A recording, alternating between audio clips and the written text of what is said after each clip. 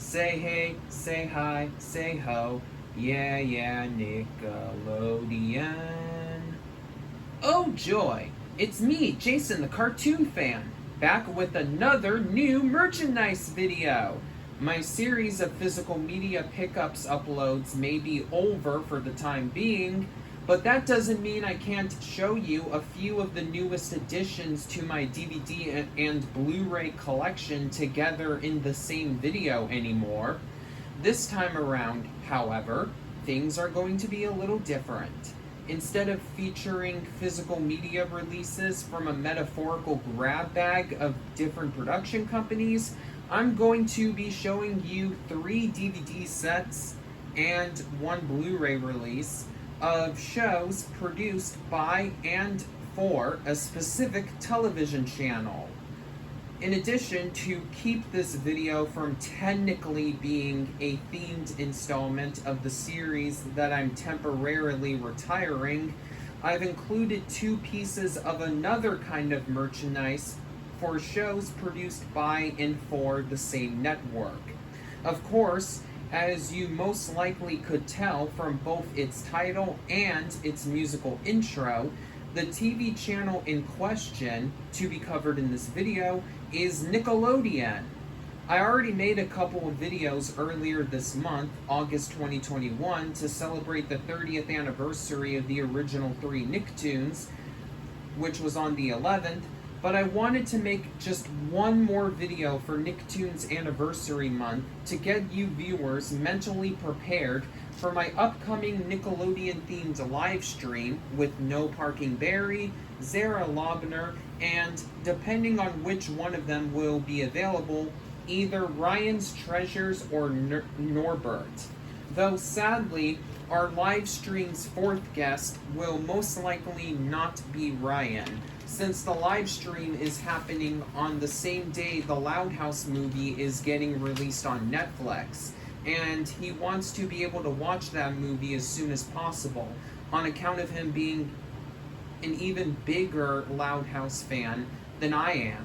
Therefore, the rest of us decided that Norbert will be his replacement, since he has the second best amount of knowledge regarding what Nickelodeon is up to right now, and he's already a semi-regular on Barry's streams anyways. And before I dive into the actual showcase part of the video, just want to let you know the exact date I got everything you see here on.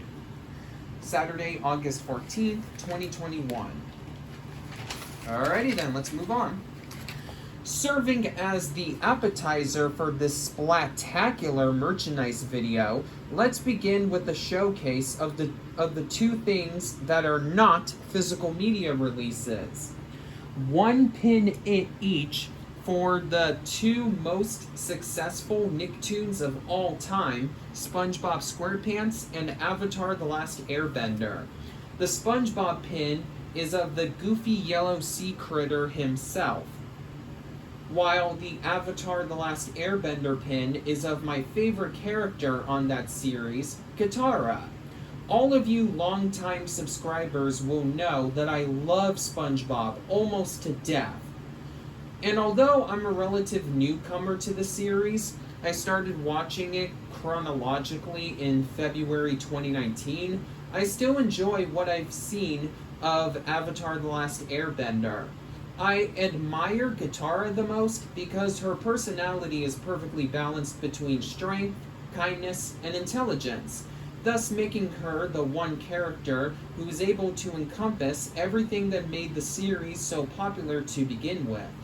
However, as disappointing as this most likely will be for Nickelodeon fans who made her their secret middle school hormone maintainer, Katara has never been one of my many fictional character crushes, since I didn't really get into Avatar: The Last Airbender until I was too old for her, and Toph and Ty Lee for that matter, so don't bother asking me about them either. You may have noticed that these pins are much bigger than your standard kind of pins, and that's because they aren't your usual type of pins. They're part of a special brand known as Fig Pins. After looking it up online, once I bought my first 2 entries in the line, I found out that there are a series of handcrafted pins dedicated solely to portraying licensed characters, complete with a patented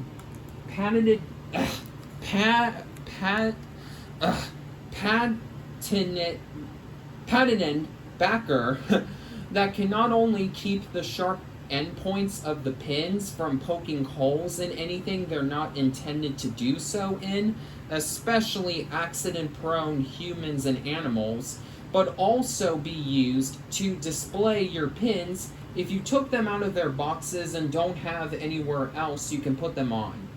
Also, I just noticed that they're numbered, presumably to indicate the order in which each individual pin was released. In other words, they're basically the Funko Pops of licensed pins, only without a critically divisive stylized design to make each character have the same eyes and similar body structures, as at least the cartoon stars look the way they do in their respective shows and or movies.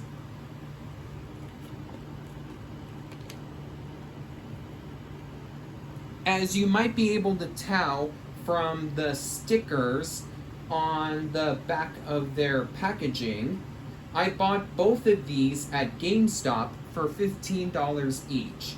The GameStop location I went to had an entire stand dedicated to just Fig Pins, including ones for such cartoon icons as Scooby-Doo, Teenage Mutant Ninja Turtles, Looney Tunes, a crap load of Disney and Pixar franchises, and even Dragon Ball Z, in addition to many more SpongeBob and Avatar: The Last Airbender pins. In case you were wondering, the other ones I saw for the former show were of Patrick, Mr. Krabs and Plankton together for some odd reason, Sandy, and Squidward. And the other ones I saw for the latter show were of Aang, Toph, and Prince Zuko. I could have gotten a couple of more pins, but I decided to use my leftover GameStop money to actually buy a video game, Super Smash Bros. Ultimate for the Nintendo Switch, so I could finally stop having to ask my stepbrother to borrow his copy every time I want to play it on my own system instead of on his Switch. After finding the official Fig Pins website, I discovered that SpongeBob, Avatar, and TMNT are currently the only 3 Nickelodeon properties that have entries in the line, as their pins just got released this past December.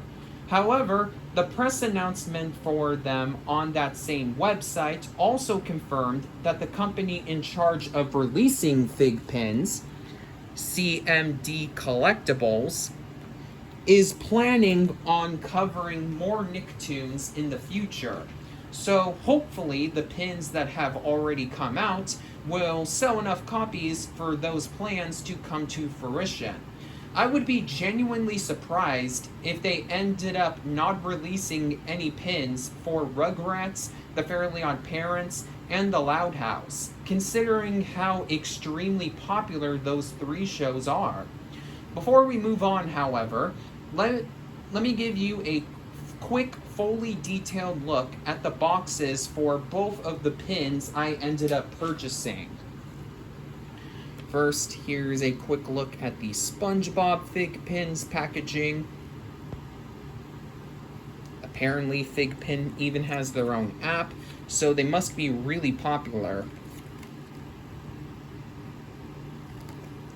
And you can see that the back of the box is basically has the same artwork that's featured on the pin itself, placed across a background, which is nice. And that's pretty much the same deal with this Katara Fig Pin, except that there's no advertisement for the app on the top of the box.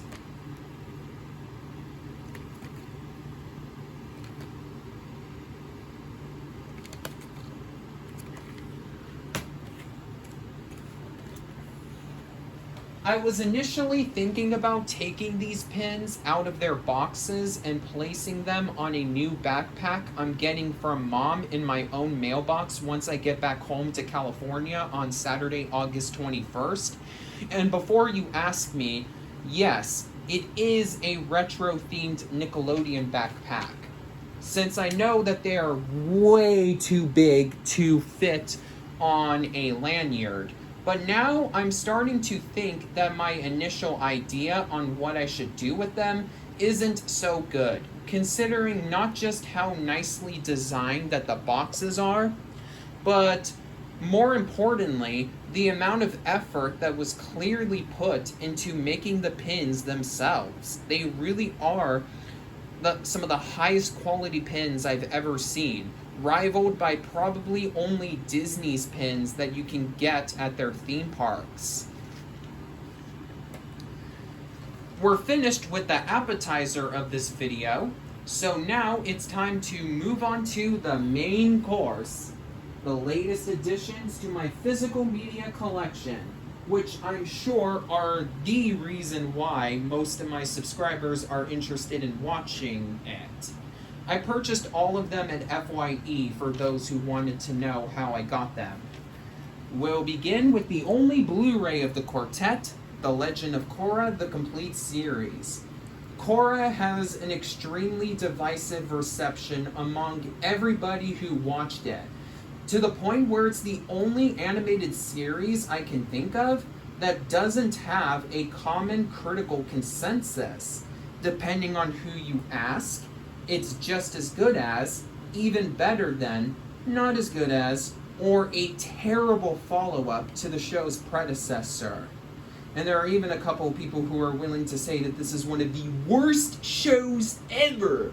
Sorry, my poor attempt to imitate the comic book guy from The Simpsons. As for my own viewpoint, based on the very few episodes of the show that I've actually seen, I'm one of those people who think it's good, but not as spectacular in quality as Avatar: The Last Airbender. Why? I just think that the characters and storylines in Avatar are more compelling, that's all. However, since I already own the complete series Blu-ray release of Avatar: The Last Airbender, I figured that I might as well get The Legend of Korra's complete series Blu-ray set for the sake of, well, completion. Korra's complete Blu-ray release actually came out 2 years before Avatar's, because while the latter show was produced in standard definition and therefore needed to be upscaled for Blu-ray, the former show was already made in high definition to begin with. In theory, every Nicktoon that premiered after Korra could also be released on Blu-ray at any time as well, since they were also produced in HD. But disappointingly, the very few modern Nicktoons that have actually been put out on disc have only been released on DVD. I don't understand why Paramount wouldn't be willing to release Blu-ray sets of at least The Loud House, The Casa Grandes, and Season 9 onwards of SpongeBob SquarePants, considering how the success rates of those 3 shows, or 2 franchises if you want to be technical, have matched, if not passed, the popularity of Korra, but I digress. Here is the front, spine, and the back. I think this set originally came with the slipcover on it, just like Avatar: The Last Airbender's complete series Blu-ray, but I don't know for sure. Alrighty. Nothing really spectacular in terms of disc labels. They are all the standard blue that you would find on most of Paramount's modern Blu-ray releases.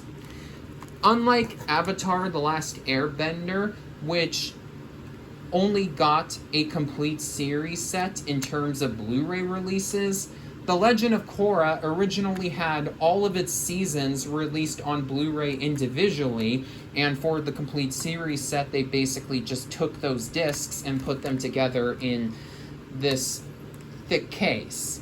So you can tell that these are the same discs as the individual Blu-ray releases because season 1 or book 1 or however you like to call it has the Nickelodeon logo just as text, but the other discs have the Nickelodeon logo inside a rectangle.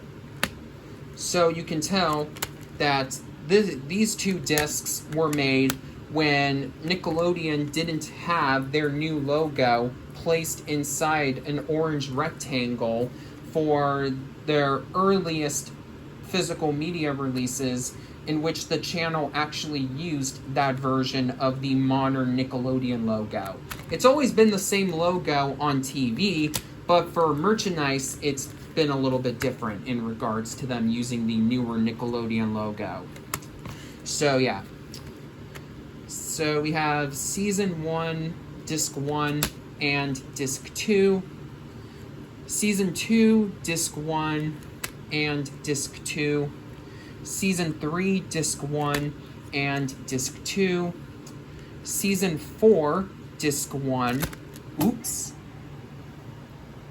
Good thing Blu-rays are more scratch-resistant than DVDs. Okay, so Season 3, Disc 1, and Disc 2. And Season 4, which is the final season, Disc 1, and Disc 2.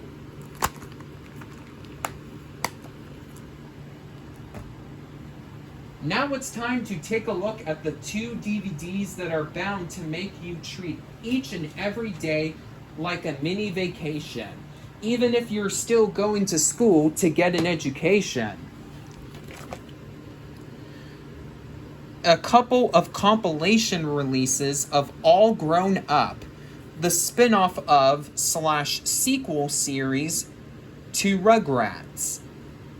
When I was an early elementary school student, I absolutely loved this series and even owned a couple of its VHS releases. But as somebody who has been a fan of its predecessor since much earlier, to be more specific, since a much earlier point of my life, I would willingly admit that Rugrats was the superior show, even back then.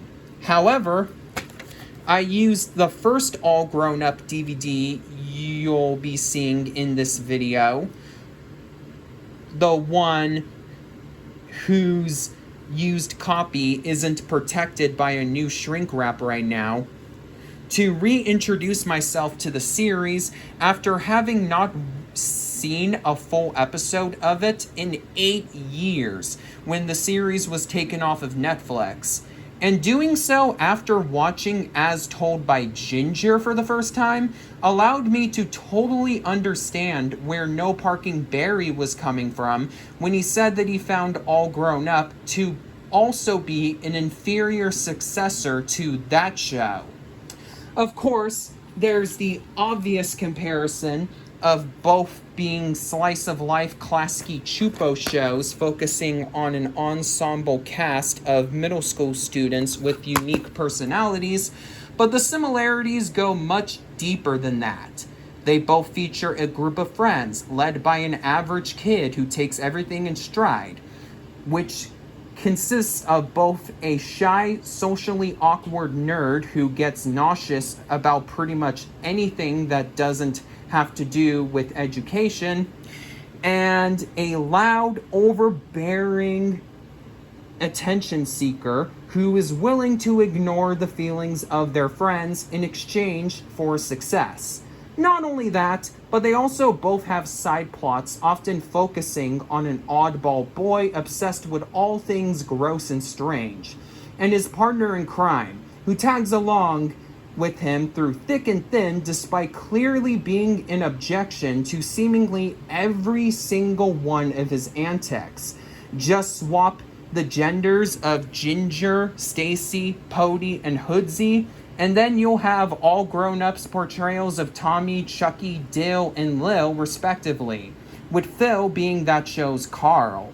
Heck, They even both feature Cree Summer and Kath Soucie as part of their voice casts, though their roles on All Grown Up have nearly complete opposite personalities as the characters that they lent their voices to on Ginger, with Susie being the smarter, less snobby, middle-class Courtney to Angelica's Miranda, and Lil also being the Blake to Phil's Carl, depending on how an episode's plot goes down. The latter point being in stark contrast to how Lil was portrayed on Rugrats, as she used to be just as obsessed with strange and gross stuff as her brother. Therefore, All Grown Up is essentially a good but not great successor to and imitation of what came before. A trend that continues at Nickelodeon to this very day. Despite it not being as entertaining as the two shows whose footsteps it's clearly trying to follow in, I still like All Grown Up enough to want to own it on DVD. Unfortunately, while the show does have a complete series box set, it's only ever been released in Australia, with the series receiving just a few single disc compilation releases in my home continent, making it one of the very few Nickelodeon shows to have never received a full physical media release here in North America. Yes, the show is available in its entirety on Paramount Plus, but it's just not the same. So I bought these two DVDs as placeholders until Paramount hopefully puts out a North American complete series set of All Grown Up, like the one they just released 3.5 months ago for Rugrats. I guess that now is the perfect time for me to address something you may have noticed regarding the conditions of the newest additions to my physical media collection. The stickers placed at the top of their cases.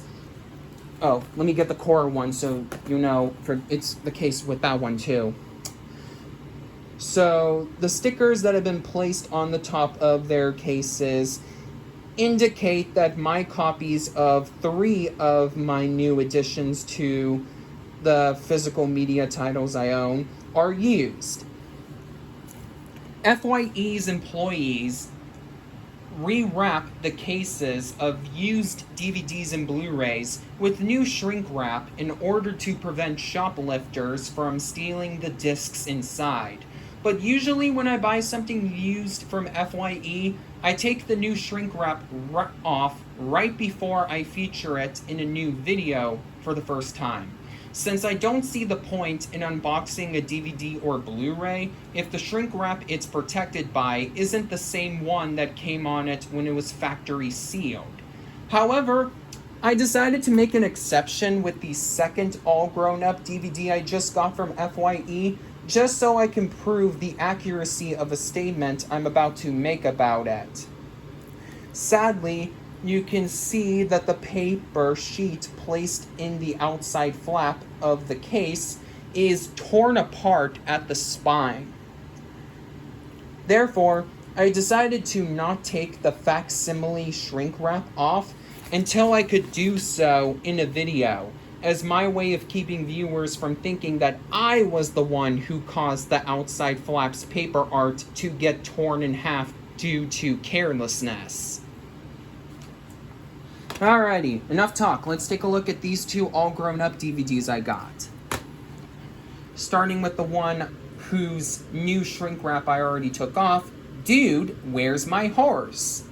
Featuring a double-length All Grown Up special and 2 regular episodes as so-called extras. Alrighty. They don't even give descriptions for the bonus episodes. They're just listed in tiny text in the section that claims to be listing special features. But these episodes, I've already watched this DVD. These episodes are part of the main feature. So there is a section on the menu that says bonus features, but it's really just a listing for all the previews that are on the disc. Thankfully, whoever owned this last was able to keep all the old inserts inside. The disc has really nice full color artwork, as was the standard for Nickelodeon DVD releases back in the mid-2000s. And like I said, we have 2 inserts from when this DVD was first released. Starting with a mail order card that would have allowed you to subscribe to Nickelodeon magazine, which is now outdated because Nickelodeon magazine was sadly discontinued in December of 2009. They tried bringing it back in 2015, but it got discontinued again less than a year later, so this card is pretty much useless now. And the other insert advertises other Nickelodeon home media releases. You can tell that this is an older DVD release because they're advertising both DVDs and VHS tapes. So this was back when Nickelodeon was still regularly putting out VHS releases of their shows. So the titles advertised are SpongeBob SquarePants Fear of a Krabby Patty, Nick Picks Volume 1. I really need to start collecting the Nick Picks DVDs one of these days, since they feature some episodes of Nickelodeon shows that haven't come out on DVD, at least here in North America, since. The Fairly Odd Parents, School's Out the Musical, and All Grown Up Interview with a Campfire. All of these releases were put out simultaneously on DVD and VHS, except for Nick Picks Volume 1. And the back of the insert is an advertisement for All Grown Up books published by the legendary children's publishing company, Simon & Schuster. Nowadays, Random House has the publication rights to Nickelodeon content. So they're the ones who make books based on Nickelodeon properties now. And here is the second All Grown Up DVD that I got at FYE, and the one I decided to keep inside the original shrink wrap so I could open up here. All Grown Up and Loving It. Jay's Blu-rays actually unboxed this for his channel a couple of years ago, back when it was being sold at Walmart, so the timing couldn't be any better. So it's just 4 regular episodes of the show, and this one special feature called Create Your Own Adventure, which I'm assuming is some kind of DVD game.